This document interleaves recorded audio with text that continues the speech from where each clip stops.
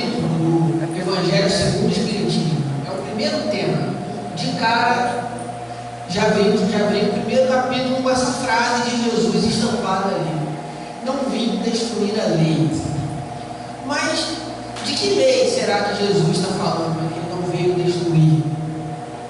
Qual é o tipo de lei que ele veio cumprir? Jesus, como um homem do seu tempo, um homem da sua época, encarnado naquele momento, dentro de um sistema religioso muito forte, muito bem fundamentado, muito tradicional, ele seguia aos preceitos daquela lei. Ele seguia aos preceitos da lei judaica. Ele ia à sinagoga, parou de ir depois, quando a presença dele já não era mais bem vista nesses locais. Então ele parou de ir, até para não gerar confusão. Então já não ia mais. Mas ele foi, até quando deu para ir, ele foi. Não deixava de ir a Jerusalém no período da Páscoa judaica para fazer todas as suas peregrinações até o templo de Jerusalém, suas orações no templo, compartilhar com os seus daquela encenação da Páscoa judaica, da saída dos hebreus do Egito. Então Jesus estava ali, dentro do seu tempo, inserido dentro da maioria dos preceitos daquele tempo, dos costumes daquele tempo. Ao passo que Jesus também quebrou paradigmas e quebrou barreiras. Jesus, por exemplo, negou a lei de Italião. O que dizia Jesus, né? Visto que foste ensinado, olho por olho, dente por dente, quem com ferro fere, com ferro será ferido. Assim dizia Jesus, e ele dizia: pois eu vos digo, amai os vossos inimigos, fazei o bem àqueles que vos odeiam. Então a lei de Italião, Jesus já veio quebrar esse paradigma, já não tem mais lei de Italião. A vingança, que nós muitas vezes dizemos que é um sentimento de justiça, quando não é. Muitas vezes, não, eu só quero justiça, e na verdade o que eu estou querendo é vingança. Eu estou querendo que o outro sofra o mesmo que eu sofri, quando me senti prejudicado, quando me senti enganado. Quantas e quantas vezes a gente vê aí nos jornais barbaridades, crimes bárbaros sendo cometidos, e o nosso pensamento é que a gente quer que o outro tivesse pena de morte aqui no Brasil. E a gente se indigna quando vê o outro: não, mas como assim? Tem um advogado defendendo, não devia ter direito à defesa, não tinha que ter advogado, não tinha que ter nada. Quando na verdade o advogado não está ali, ao contrário do que muitas vezes nós pensamos, para inocentar um bandido, mas ele está pelo menos para garantir que o devido processo legal seja cumprido naquele momento ali. É diferente, mas não é assim que nós pensamos, não é nesses momentos de revolta, nesses momentos de indignação. Essa lei, a lei da nossa legislação, por exemplo, ela tem que ser cumprida. As leis existem por um motivo, por uma razão de ser. Porque se não existissem, era a barbárie. E Jesus então vem para cumprir uma série de leis, mas para quebrar outros paradigmas, outros costumes e leis estabelecidas naquele tempo, até aquela época, que já não cabiam mais. Se nós formos olhar, fazer um comparativo do Antigo com o Novo Testamento, a impressão que dá é que são duas entidades, dois deuses diferentes. O Deus do Antigo Testamento é um Deus punitivo, é um Deus vingativo, é um Deus que agradava quem seguia as suas leis e suas ordens sem questionamento, mas também castigava severamente, punia severamente aqueles que não andavam de acordo com aquilo que ele mais estabelecia como sendo o certo, não importa o que fosse. Não importa o que fosse. A Bíblia é um caso fantástico do rei Saul. Rei Saul foi ungido rei de Israel, o primeiro rei de Israel. E era um povo guerreiro. Naquela época se conquistava território dessa forma. Hoje ainda um pouco, mas naquela época mais ainda. E certa feita o rei Saul invadiu um determinado território e ganhou a batalha e fez reféns. E também, dentro daquilo que ele havia conseguido, tinha uns espólios de guerra, que não eram só valores como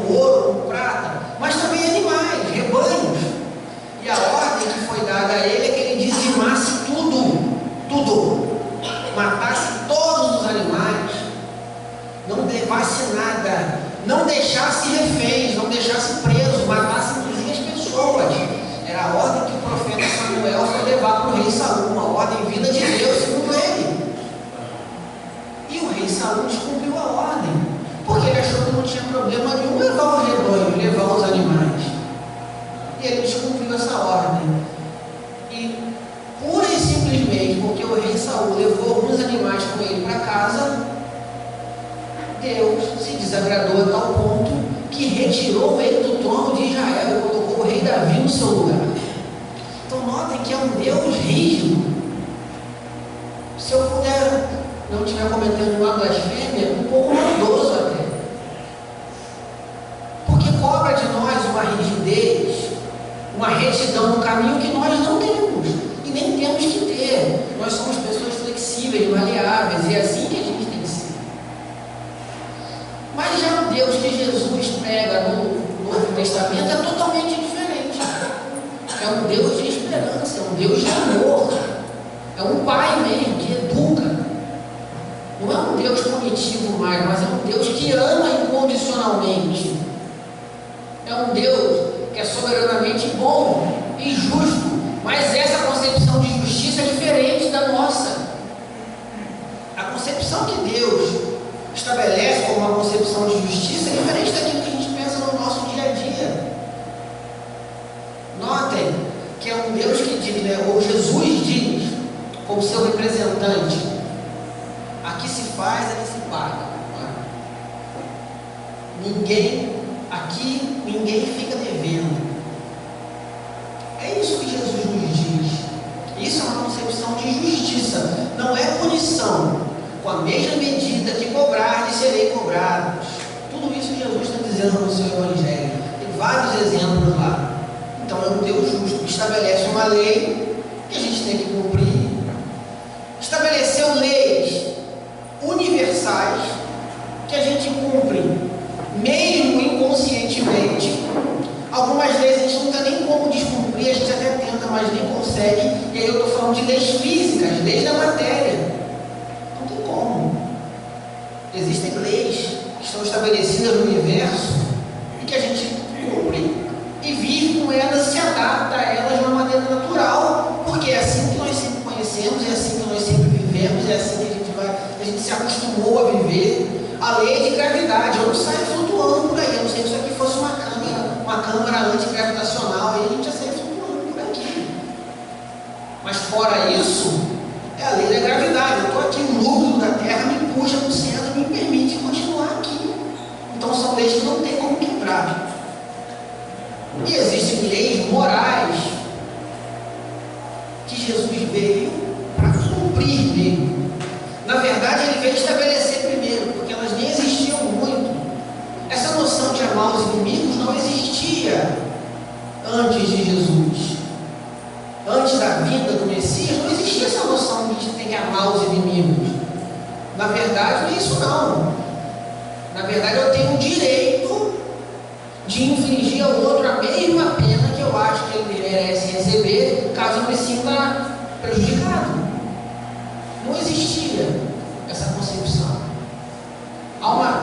Moisés estabeleceu leis muito rígidas para controlar aquele povo arredio, um povo que não tinha muita noção de liberdade, não sabia utilizar. É um povo que viveu escravo por 400 anos, de um dia para a noite eles não estão mais escravos.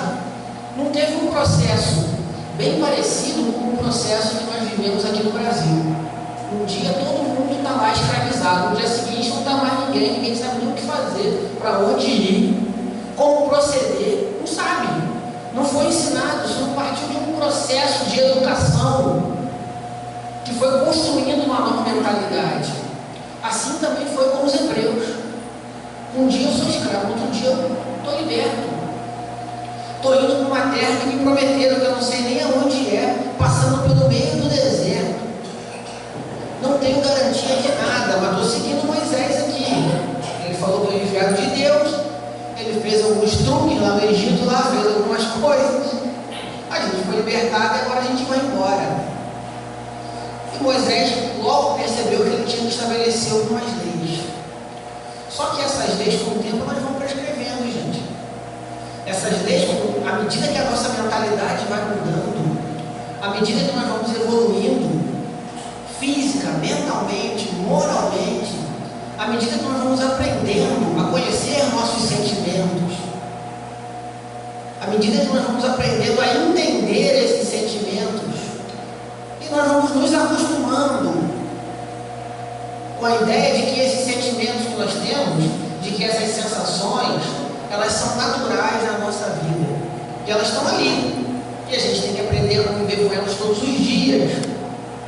Porque, notem, é muito natural que durante o meu dia eu experimente vários tipos de sentimentos. Na verdade, é o que acontece normalmente. Eu acordo de bom humor. Que ótimo, eu acordei de bom humor. Mesmo na segunda-feira eu acordei de bom humor. Olha só, segunda-feira, todo mundo reclama na segunda-feira. Mas pode ter alguém que na segunda-feira acorde de bom humor. Qual é o problema? Vai trabalhar bem, vai trabalhar no lugar que gosta, fazendo algo que te agrada, que te anima. Saiu de casa, enfrentou o trânsito está parado.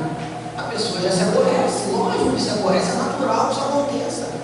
Chega no trabalho, seu humor de repente melhora um pouco, mas tem dificuldade no seu dia a dia, dificuldade no trabalho, as coisas que tem para fazer, e às vezes toma uma atitude que é equivocada dentro da sua rotina de trabalho, e aí o seu superior vai lá, chama a atenção e a pessoa se chateia, mas daqui a pouco vem a hora do almoço, conversa com os colegas, está bem de novo, e vai passando o tempo. Quando chega até o final do dia, já se chateou tantas outras vezes, já ficou tranquilo de novo tantas outras vezes, vai para casa feliz, acabou o dia, vou para casa. Eu gosto de trabalhar, mas gosto mais de voltar para casa. Olha só que maravilha. Essa pessoa experimentou uma série de sentimentos ao longo desse dia. Essa pessoa passou por vários estágios de consciência ao longo desse dia. E isso é perfeitamente natural, isso é perfeitamente normal que aconteça. Certa vez eu fui ler que a definição de inteligência emocional era alguém que conseguia entender suas emoções e utilizar essas emoções ao seu favor. E eu falei, gente, mas isso aqui não tem como. Não tem como. Porque tem hora que as emoções vêm, elas nos tomam de tal forma que quando eu vejo já foi. Já foi. Eu não tive tempo nem de pensar em controlar nada. Não tem como. Essa pessoa super controlada é uma máquina, gente, é um robô que não tem emoções. Então também não se aplica essa definição. Na verdade, a gente pode dizer que uma pessoa que tem uma inteligência emocional bem desenvolvida é a pessoa que entende que ao longo do dia vai passar por vários tipos de emoções, por vários estágios de consciência e está tudo certo, não tem problema nenhum.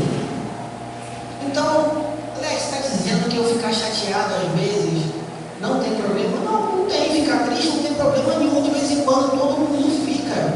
O que eu preciso evitar? É a depressão. O que eu preciso trabalhar na minha mente? Que esse estágio tem que ser o mais passageiro possível. Veio o sentimento, aconteceu alguma coisa, me chateou, me magoou. Então eu vou trabalhar para que eu consiga mudar o meu estado mental assim que der.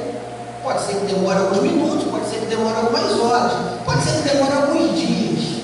Aí vai do que aconteceu e da capacidade de cada um de absorver isso. Ficar com raiva, Alex, às vezes é compreensível? Claro que é, perfeitamente compreensível, perfeitamente normal, todo mundo fica. O que eu preciso evitar? Que isso se torne uma atitude violenta, que eu me torne uma pessoa violenta. Mas é lógico que eu vou ficar aborrecido em vários momentos do meu dia, lógico que vou. Estava hoje, fui almoçar na casa da minha mãe, vindo embora, duas mulheres numa moto, entraram na contramão, cortaram na frente do carro, eu tive que frear, porque senão eu ia bater nelas. Eu não vou ficar aborrecido, é claro que eu vou ficar aborrecido por ter provocado um acidente. E quando eu passei por elas um pouco mais na frente, eu percebi que entre elas tinha uma criança. Devia ter ali seus 4 anos de idade entre elas. Olha só, poderia ter acontecido uma tragédia, poderia ter jogado essas duas no chão, ter matado uma criança, porque elas foram imprudentes e cortaram assim na minha frente, na contramão, o sinal fechado para elas, furaram o sinal vermelho na contramão. Eu não vou ficar com raiva? Claro que vou, lógico que vou, é natural que isso aconteça. O que não pode acontecer numa situação dessa? Eu, por conta disso, pegar o carro, perseguir as duas pela rua e começar a xingar de novo. Por conta do que foi feito? Isso que não pode acontecer. É isso que eu tenho que controlar. Estou ali dentro do carro, ali eu posso falar o que for. Sigo o meu caminho, não tem problema. Assim como durante o meu dia eu tenho esses sentimentos que podem ser bons sentimentos, gente. Eu também fico feliz durante o meu dia, eu também fico alegre durante o meu dia, eu também tenho sensação de paz durante o meu dia, mas também fico ansioso quando eu estou esperando uma notícia que eu sei que é muito importante para mim, eu quero que ela chegue logo. Fico ansioso, claro que todo mundo fica. Só que tudo isso nós temos que aprender a educar. Tem um livro fantástico, né? Remanso do Fogo, Escutando os Sentimentos. Então, quem não leu ainda, leia, vale a pena. É um livro maravilhoso, que vai falar bem sobre isso. Psicografia de Vanderlei Oliveira. Remanso, nesse livro, vai nos ensinando a entender os nossos sentimentos, né? Educar os nossos sentimentos. Que é basicamente o que Jesus vem através de parábolas. Não vem tão direto ao ponto, porque naquele momento nós que estávamos lá em outras encarnações não conseguiríamos entender. O apóstolo Paulo escreve: com leite vos criei, não com manjar, do contrário, não conseguiriam digerir. Se o apóstolo Paulo, que apesar de ser muito evoluído, não estava nem perto de Jesus, já teve que simplificar as mensagens dele para que nós pudéssemos entender o que dirá Jesus.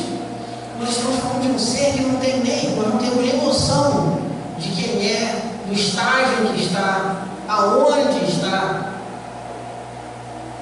quanto tempo demorou para chegar lá, como é que é ser um Espírito do Cristo. A gente não consegue nem vislumbrar. A gente não consegue vislumbrar como é ser um Espírito que vai poder habitar um mundo de regeneração. A gente ainda tem essa dificuldade. E olha que estar no mundo de regeneração não é difícil não, tá, gente? Não é difícil. Nós precisamos fazer o básico no nosso dia a dia. E muitas vezes não fazemos, temos uma certa dificuldade. Mas o que é fazer o básico? Olha, você está falando aí um monte de coisa. O que é fazer o básico? O básico é ter educação, gente. O básico que a gente não tem às vezes é respeitar o direito do outro, é respeitar a opinião das pessoas, é entender que cada um é como é. Cada um tem uma natureza diferente, tem uma maneira de pensar diferente, uma maneira de ver o mundo diferente. Isso é o básico, gente. O respeito a todas as pessoas. É ter educação básica. É não furar o sinal vermelho e entrar na contramão. Isso é o básico. Isso é o básico, o básico do básico. E a gente às vezes não consegue. Notem que eu estou contando esse caso aqui e elas estavam de capacete, pelo menos. Elas duas, né? A criança não estava, mas as duas estavam de capacete, pelo menos. Que para mim é uma das leis mais ridículas que existem. Alguém me dizer que para proteger a minha vida tem que botar um capacete. Se eu não botar, se eu não proteger a mim mesmo, eu tenho que pagar uma multa. E o meu problema não é com a lei que é sido criada, é com ela para ser útil hoje em dia, porque tem pessoas que se a partir de amanhã eu tenho que tirar, não vão dar multar quem andar sem capacete em moto. Eu tenho certeza que tem que começar a ver um monte de gente andando por aí sem capacete e morrendo em acidente de moto, porque a gente vê todo dia um monte acontecendo aí. Todo dia a gente vê um monte. Olha, se andar sem cinto de segurança, nós vamos te pagar, vamos te dar uma multa de não sei quantos R$1.000, vai perder ponto na carteira, vai ter tua carteira apreendida, sei lá. Gente, isso é ridículo. Porque se eu estiver sem o meu cinto de segurança e porventura acontecer a má sorte de eu numa colisão, eu vou voar pelo vidro. O cinto de segurança que me protege, me mantém preso no assento, para que eu não passe pelo para-brisa, não morra, não bata fora do carro. Mas, da mesma maneira do capacete, se amanhã alguém dizer que não é mais proibido andar sem cinto de segurança, não tem mais nenhuma punição para quem andar sem cinto, a gente vai começar a ver um monte de gente andando sem cinto aí. Vamos começar a ver, porque está na nossa natureza. A gente é transgressor por natureza. Deveríamos ser transgressores como Jesus. Não, o status quo é esse aqui. Tem uma elite religiosa aqui que manda em tudo aqui, que oprime o povo, junto com a elite política de Roma. Então, peraí, então eu vou vir aqui e eu vou dizer que é diferente do que eles estão falando. Notem que Jesus, no momento nenhum, atacou o judaísmo. E quando questionado sobre os romanos, a resposta que ele deu foi: dai a César o que é de César, e dai a Deus o que é de Deus. Ou seja, cada um você dá de acordo com o que é de direito. Então, se estão cobrando tributo, paga.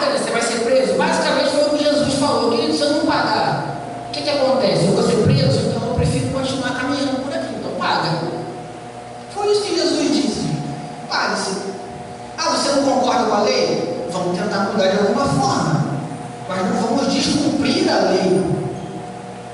Não vamos descumprir essa lei. Mas Jesus não deixou de ser transgressor de costumes. O tempo inteiro. O tempo inteiro as palavras de Jesus eram assim. Jesus é convidado a jantar na casa de um fariseu. E ele vai, como foi inúmeras vezes. Chegando lá, sentam-se à mesa e vão começar a comer. E os seus apóstolos começam a comer. E de repente o dono da casa fala para Jesus: mas está vendo o que está acontecendo? Jesus, o quê? O que está acontecendo? Os seus apóstolos estão comendo sem lavar as mãos. Estão tocando no alimento com mãos impuras. E vai Jesus dizer: você está preocupado com o que entra pela boca do homem, não com o que sai. Porque ruim, mal não é o que entra pela boca do homem, mas o que sai da boca do homem. Porque a boca fala daquilo que está cheio no vosso coração. Olha que homem transgressor. Você está preocupado com isso, que não lavou a mão? Tudo bem, a mão está suja. Está certo, é anti-higiênico. Concordo com você, mas isso não é o mais importante. Porque você todo dia, basicamente foi o que ele disse, vai lá na sinagoga orar e seu coração está cheio de rancor. Seu coração está cheio de fofoca, está cheio de amargura. E você se preocupou naquilo que alguém chegou da rua e não lavou a mão para comer. Por favor, gente, não estou dizendo que a gente não tem que lavar as mãos. Não é isso. Os hábitos de higiene precisam ser mantidos. Essa foi uma situação pontual que Jesus utilizou para dar mais um ensinamento. Jesus foi um paralítico no dia de sábado. E vão lá reclamar com ele. Porque ele havia curado um paralítico no dia de sábado. Dizendo que ele estava infringindo a lei.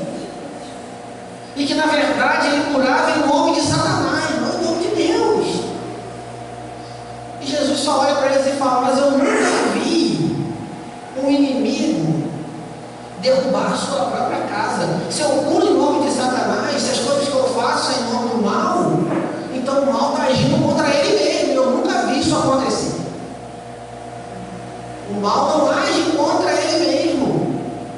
Embora, fazendo aqui um pequeno parêntese, às vezes a gente pensa que o bem está agindo contra nós mesmos. Nas situações que acontecem na nossa vida, às vezes a gente não entende. E fica procurando saber o que está acontecendo, por que eu estou passando por isso. E às vezes nós não achamos resposta. Porque a resposta não é simples. Porque no fundo, bem no fundo, viver é complicado. Eu não tenho a menor pretensão de dizer para vocês que viver é a coisa mais fácil do mundo.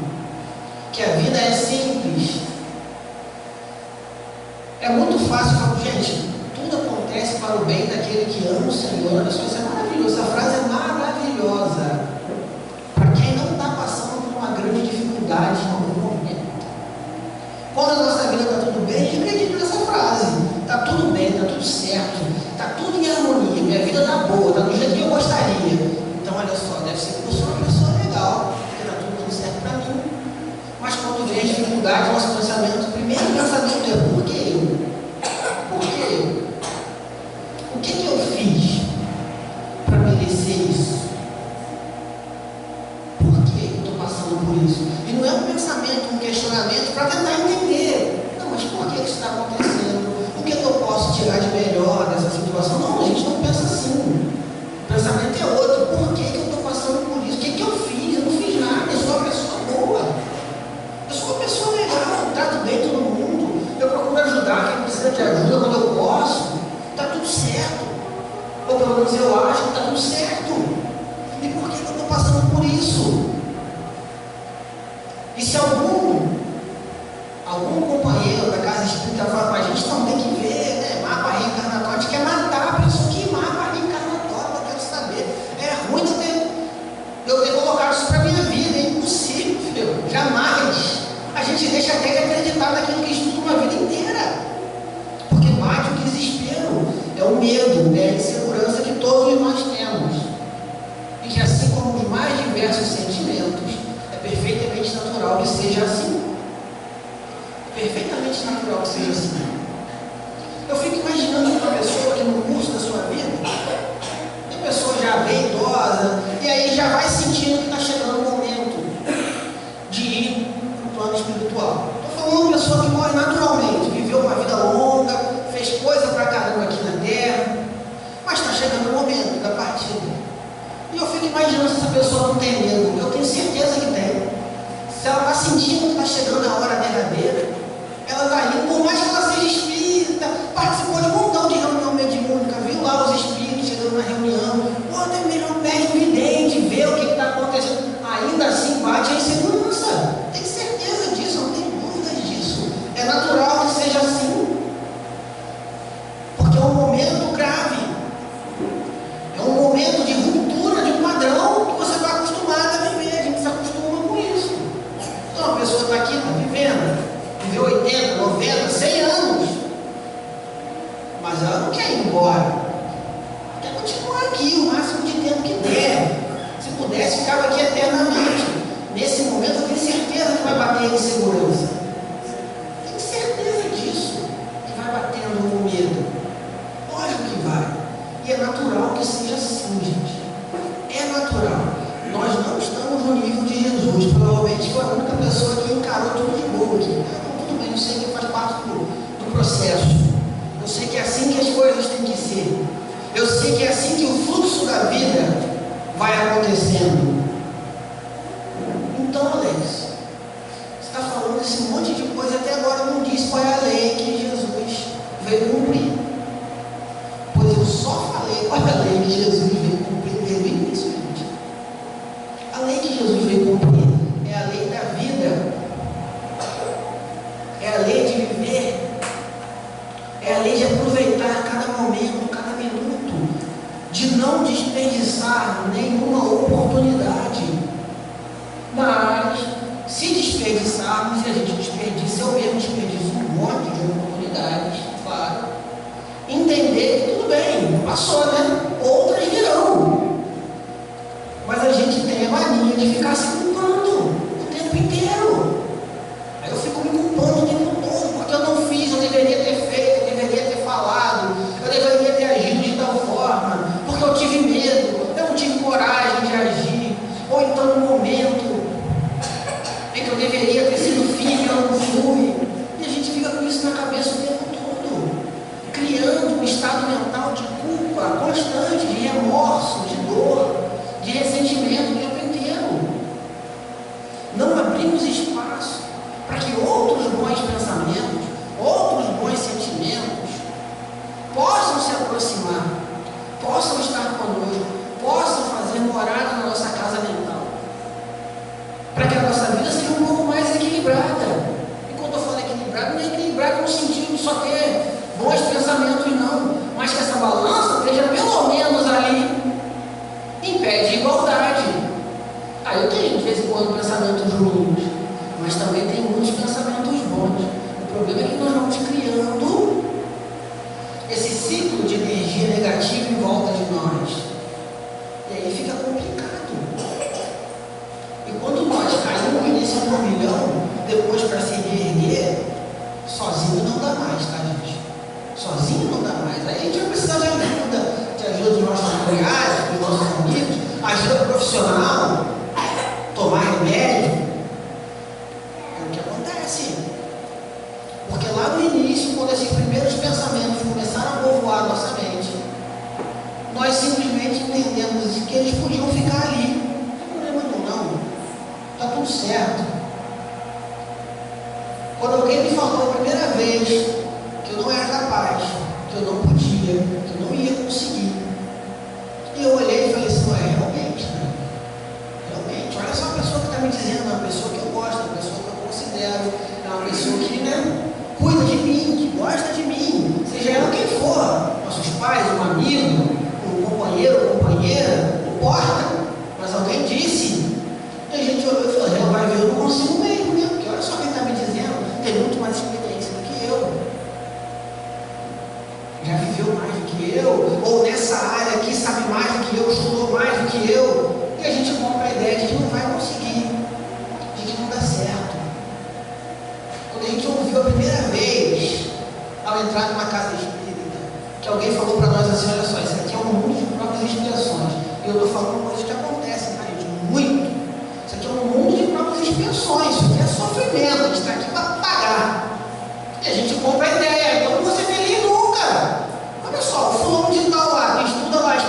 mesmo há 30 anos me disse que é um mundo de provas e expiações. Olha o nome, é pesado, tá, gente? Olha, chega a dar até um tranco aqui na coluna, porque é pesado, é muito peso isso, gente. É um mundo de provas e expiações. Aqui, você está para pagar, tá? Como você não é uma pessoa muito boa, você não está no mundo de regeneração. Você está aqui para poder pagar por tudo aquilo que você fez de ruim. Aí você olha e fala assim, gente, tudo aquilo que eu fiz de ruim, até nas encarnações passadas, nossa, tudo muita coisa mesmo. Então você é uma pessoa infeliz. Já que aqui não dá para ser feliz, aí a gente esquece, é a falta do estudo muitas vezes. Vai lá no livro dos Espíritos, lê o que está escrito lá, se realmente é assim que as coisas funcionam. Lê o que Kardec perguntou aos Espíritos se era possível ser feliz nesse mundo, e a resposta que eles deram, sim, é possível, tanto quanto esse mundo permita. E nós não temos noção do limite de felicidade que esse mundo já nos permite, tá? É algo inimaginável para nós, porque nós achamos mais fácil comprar a ideia de que aqui é para ser tudo assim mesmo, é tudo uma confusão, é um caos. Nos esquecemos que no caos, né, a ordem nasce a partir do caos. Está lá, livro de Gênesis, capítulo 1, versículo 1. Está escrito lá, no princípio a terra era o caos, ou seja, era confusão. Não havia céu, não havia terra.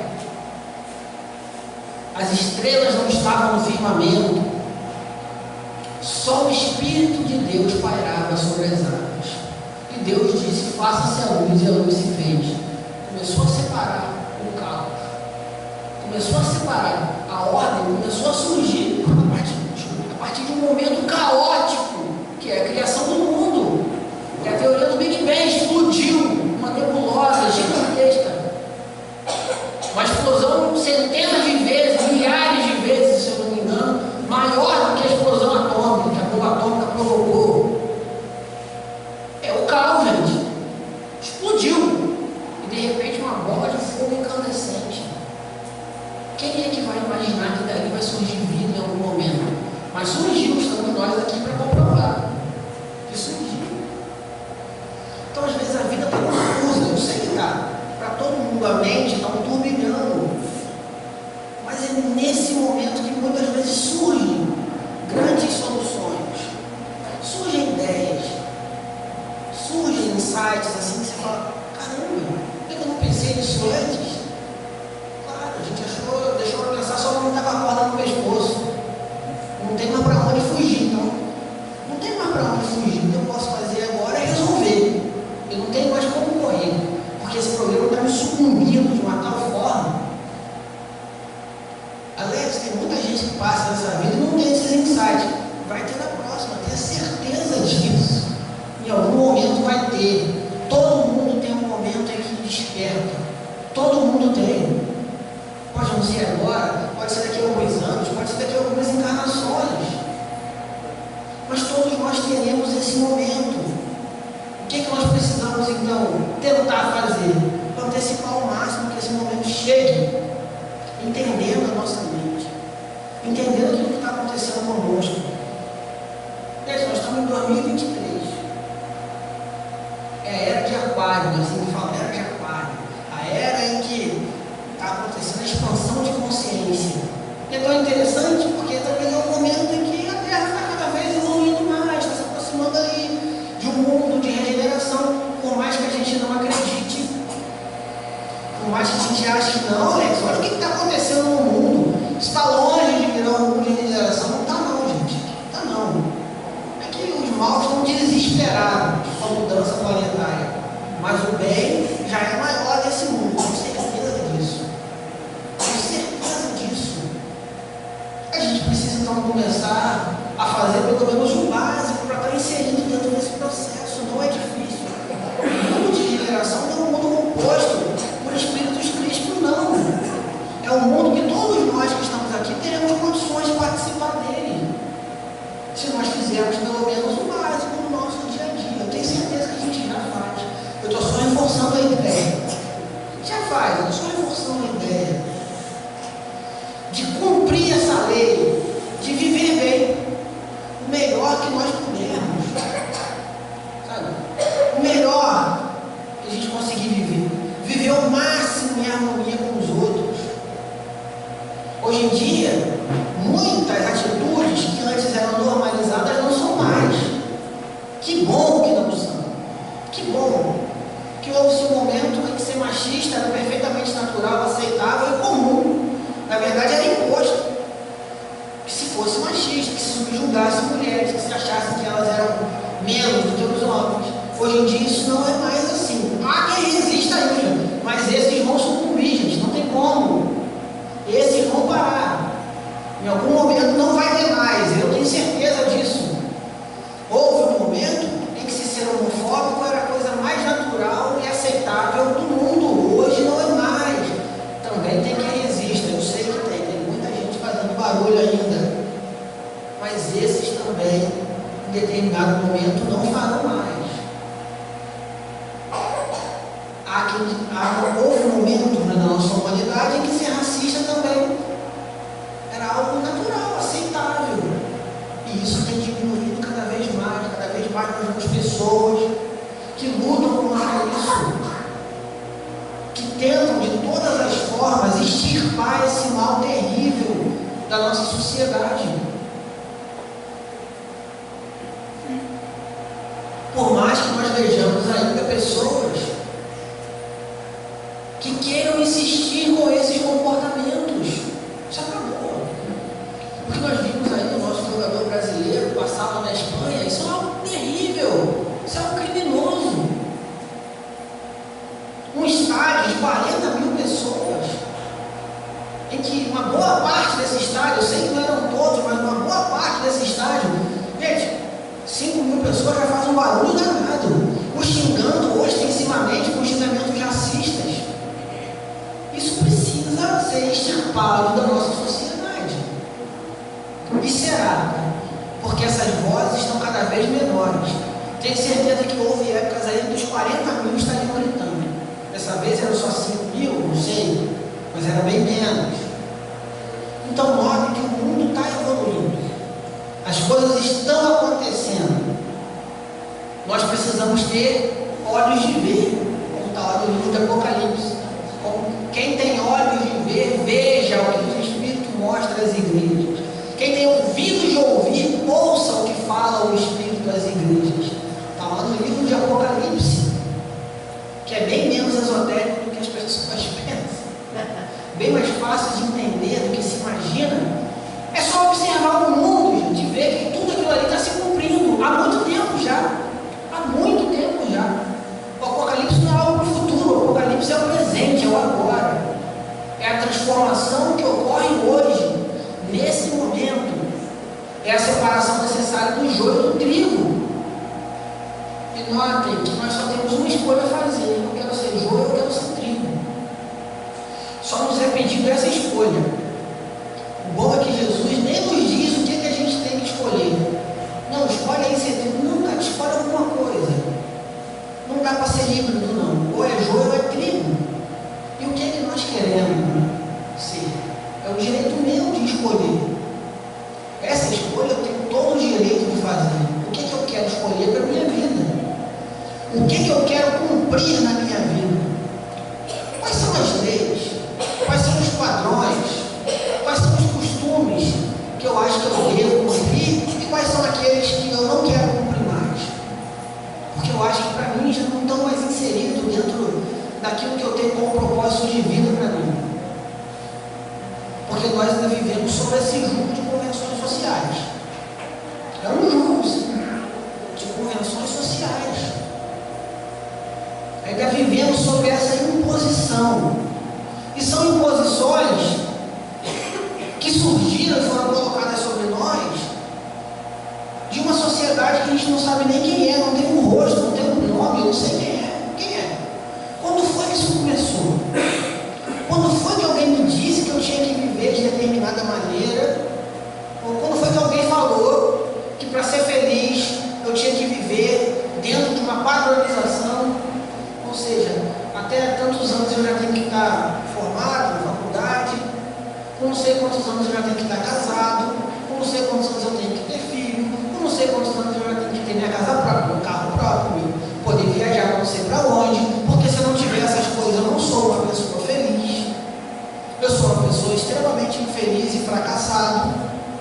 Alguém impôs isso para nós.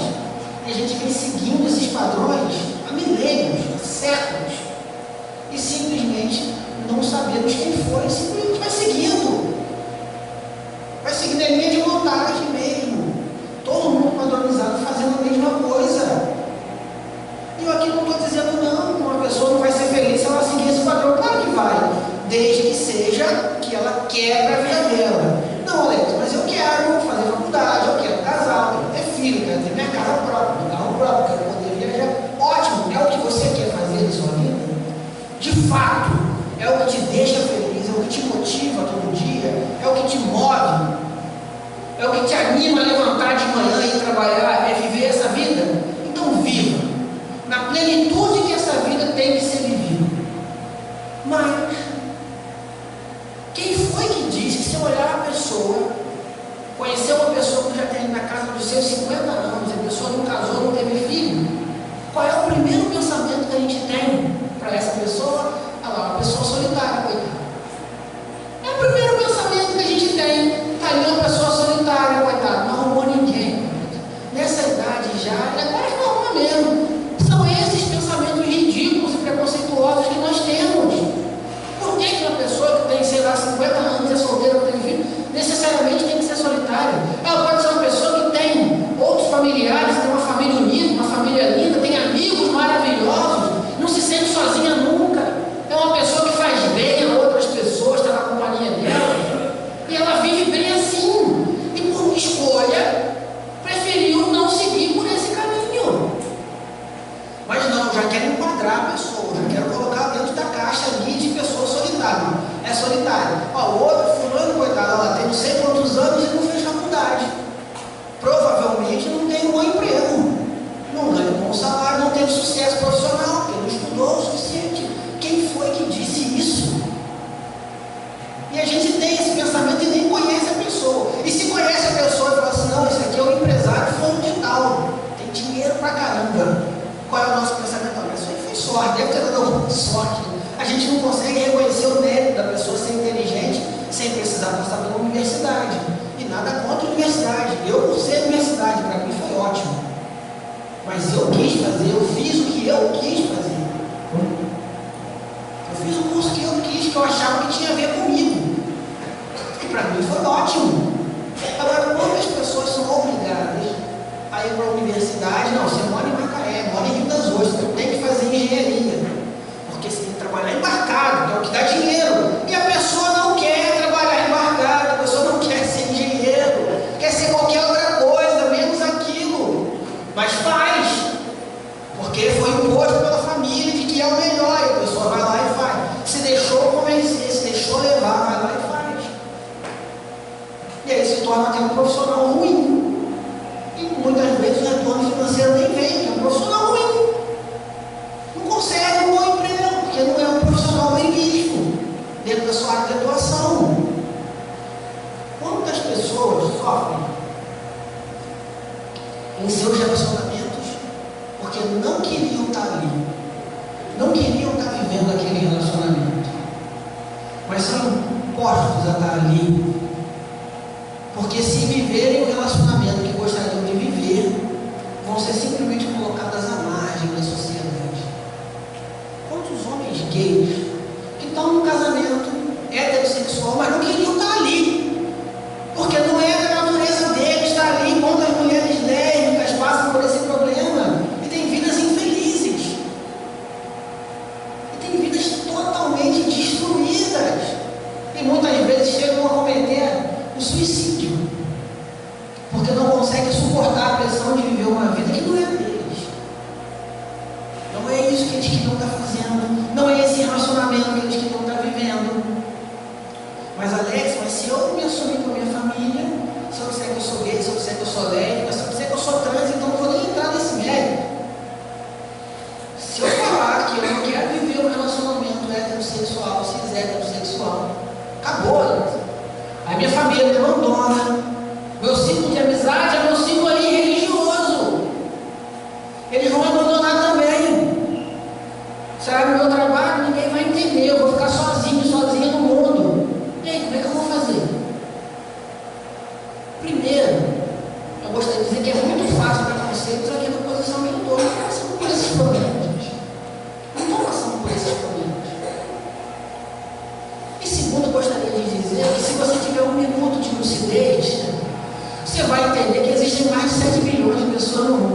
você não vai ficar tranquilo.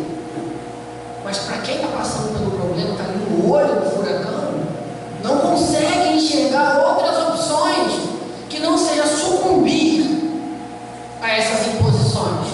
E tem uma vida de tristeza, de sofrimento. Preferiu a falsa sensação de conforto. Em todos os campos da vida a gente passa por isso. Muitas vezes, porque é uma falsa sensação de conforto. Eu estou vivendo de uma forma, seja profissionalmente, seja sentimentalmente, seja com meus amigos, com meus familiares, que não é aquilo que eu gostaria de estar vivendo. Então, para os outros, parece que eu estou numa vida confortável, mas internamente está terrível, está dolorido, está complicado.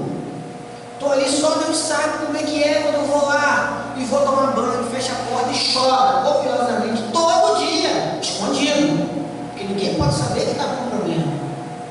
Ninguém pode saber que eu estou lá. Quando chega lá, tu trabalha embarcado. Quando chega a época de embarcar, a pessoa vai tremendo no embarque, porque não queria estar ali. A pessoa queria, sei lá, ser médico, ser professor, ser qualquer outra coisa, ser comerciante, não importa, mas tem que ir.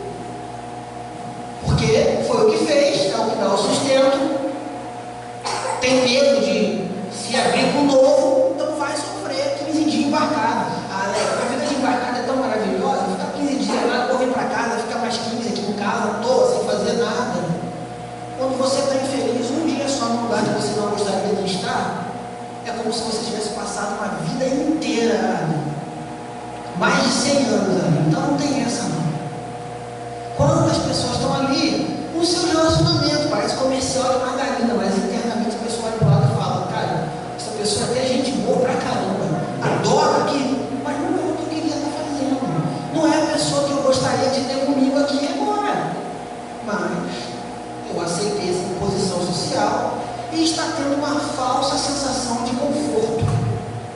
Esta é a verdade. Então notem, como eu falei há um pouco atrás, viver não é fácil. Não é fácil. Viver de verdade é para quem tem coragem. É para quem de fato está disposto a enfrentar desafios. E desafios aparecem todos os dias, tá, gente? Todos os dias nós temos uma série de desafios. A diferença é, alguns entendem esses desafios e vão em busca de superar esses desafios. Outros vão sucumbir diante desses desafios. Vão preferir se esconder. Vão preferir viver uma vida que não é a deles. Vão preferir não olhar para o sol e receber a luz do sol diretamente no rosto. Eu prefiro me esconder. Eu não quero que o sol brilhe sobre mim, porque se o sol brilhar sobre mim, outras pessoas vão me ver. Eu não quero que ninguém me veja. Porque se as pessoas me verem de verdade, elas vão saber o que eu sou. E se eu não gosto do que eu sou, que dirão os outros? Bom, eu não acredito que o tempo já acabou. É impossível isso. Tem certeza? Já deu 8 horas? Já deu 7 horas, quer dizer? Olha, bom, uma pena, tá, gente? Eu ficaria muito mais tempo aqui com vocês. Não sei se vocês ficariam comigo, mas eu ficaria com vocês aqui muito mais tempo, tá? É uma pena mesmo. Tá? A senhora é sempre um prazer, sempre um amor. Muito obrigado. Bom, gente, então para encerrar, já que o nosso tempo foi, eu nem percebi, a gente só tinha uns 15 minutos só que eu estava aqui, já tem 1 hora.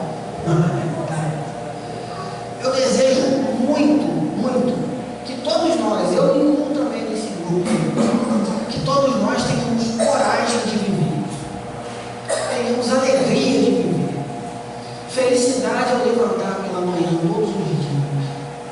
Outro dia recebi o melhor elogio que alguém podia me fazer. Cheguei de manhã no trabalho, alguém falou assim, Alex, você é tão engraçado. Eu falei assim, engraçado como? Eu nunca te vi de mau humor. Você chega aqui todo dia tão bem humorado. E eu falei assim, nossa, você não sabe o quanto que você me fez feliz. Passei aquele dia flutuando. Porque realmente, de fato, eu não me lembro da última vez que eu acordei de mau humor. Isso não significa que quando eu botei o pé fora de casa, algo não tenha acontecido e que meu humor tenha virado totalmente. Acontece toda hora. Mas pelo menos acordar de bom humor, e eu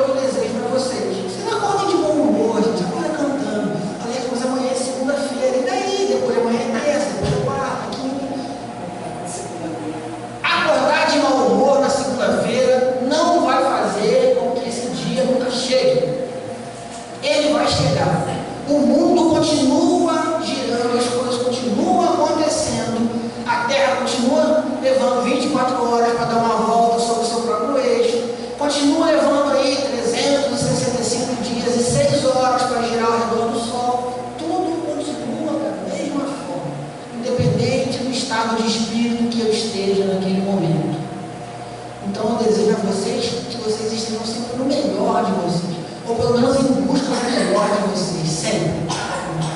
Que Jesus abençoe muito a cada um de vocês, abençoe a semana de vocês, abençoe seus projetos no bem.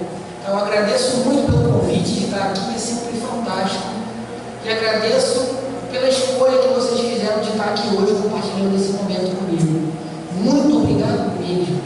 Que assim seja. Graças a Deus.